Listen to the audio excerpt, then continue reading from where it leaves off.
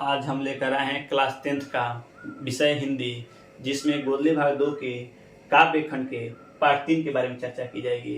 जिस पाठ 3 में घानानंद की जीवनी और उनके द्वारा प्रस्तुत की कविताओं के बारे में हम लोग पढ़ेंगे। तो चलिए इनकी जीवनी के बारे में चर्चा कर रहे हैं कि घानानंद जी जो हैं रीतिमुक्त काव्य धारा के सिरमौर कवि हैं।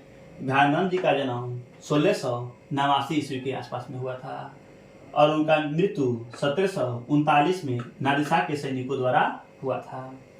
घानानंद जो थे मुगल बादशाह मोहम्मद शाह रंगीले के यहाँ मीर मुंशी का काम करते थे। घानानंद एक अच्छे गायक और श्रेष्ठ कवि थे। वे सुजान नामक नर्तकी से प्रेम करते थे। उनकी प्रेमिका का नाम था सुजान, जो एक नर्तकी थी। सुजान से विराग होकर घानानंद वृंदावन चले गए। जब 1739 में नादिशा ने दिल्ली पर आक्रमण किया, तब उनके सैनिकों ने मथुरा और वृंदावन को धावा बोला और वृंदावन में बादशाह का मीर मुंशी जानकर उन्होंने घानानंद को पकड़ लिया और घानानंद से बोला। उन्होंने जर जर जर, इसका अर्थ होता है सोना सोना सोना। उसी पर घानानंद ने मुट्ठी में धूल लेकर बोला रज रज रज। रज रज का अर्थ होता है धूल धूल धूल। उसी पर क्रोधित होकर नादिशा के सैनिकों ने घानानंद का वध कर दिया। घानानंद जो थे वो प्रेम के पीर कवि भी हैं। उनको प्रेम की पीर कवि की भी संज्ञा दी गई है।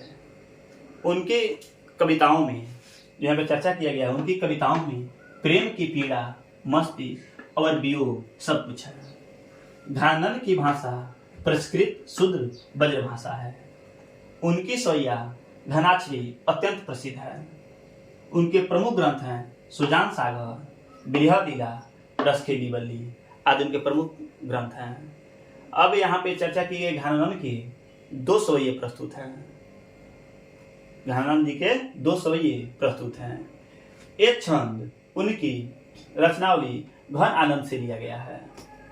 प्रथम छंद में कवि ने प्रेम के सीधे, सरल और निश्चल मार्ग की प्रस्तावना करता है, तो दूसरे छंद में मेघ की अनुयुक्ति के माध्यम से विरह वेदना से भरे हृदय की पीड़ा के बारे में प्रकट किए हैं। इस प्रकार हम लोग आज घानानंद की जीवनी के बारे में पढ़े हैं। जो घानानंद की यहाँ पे जीवनी के बारे में चर्चा की गई है। अब उनकी कविताओं को हम लोग चर्चा करेंगे, उनकी कविताओं को पढ़ेंगे और उनकी कविताओं को स्पष्ट कर समझेंगे। तो चलिए यहाँ पे देखिए उनकी कविताएं हैं कि उनके यहाँ पे 2 गो छंद हैं। प्रथम छंद में उन्होंने अति सुदो स्नेह को मार्ग है और दूसरे छंद में मोह अश्वनीले वर्षो प्रस्तुत किए हैं। प्रथम छंद जो है अति सुदो स्नेह को मार्ग, इसका मतलब प्रेम के सरल और निश्चल मार्ग के बारे में बताए हैं। और दूसरा छंद में मोह अश्वनीले वर्षो, जो यहाँ लिखा गया था, दूसरा छंद में मेघ की अनुयुक्ति के माध्यम से विरह वेदना से भरे हृदय की पीड़ा के बारे में व्यक्त किए हैं। तो चलिए इनकी कविताओं को हम एक बार पढ़कर आप लोग को सुना दे रहे हैं, तब इस कविताओं को व्याख्या की जाएगी। तो इनकी कविताएं जो यहाँ पे है तो लिखे हैं। अति सुधो स्नेह को मार्ग है, जहाँ नेकु साया न पबाक नहीं, तहाँ साँचे चले त जियाप न पहो, झुझु के कपट्टी जे निशांक नहीं। घन आनंद प्यारे सुजान सुनो, यहाँ एक तो दूसरे आंक नहीं। तुम कौन धो पाठी पड़े हो, मन लेहू पे देहू छटाक नहीं। और दूसरा छंद में क्या बोले हैं। परका जही दे हैं को धारी फिरो, प्रजन्य जाथारत है दरसो। निधि नीर सुधा की सामान्य करो, सबही विधि सजानता हरसो। घन आनंद जीवन दायक हो, कछु मेरिये पिरहियो परसो। कबहू आ विशासी सुजान के आंगन में, मोह अश्वनीले वर्षो। तो यहाँ पे घानानंद का 2 गो छंद प्रस्तुत है, जिसमें प्रथम छंद में प्रेम मार्ग के बारे में और दूसरा छंद में मेघ को अनुयुक्ति के माध्यम से विरह वेदना से भरे हृदय की पीड़ा को कम करने की बात कर रहे हैं।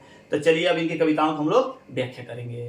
तो आज की क्लास में हम उनकी जीवनी और उनकी कविताओं को पढ़े हैं। नेक्स्ट क्लास में उनकी कविताओं को व्याख्या की जाएगी।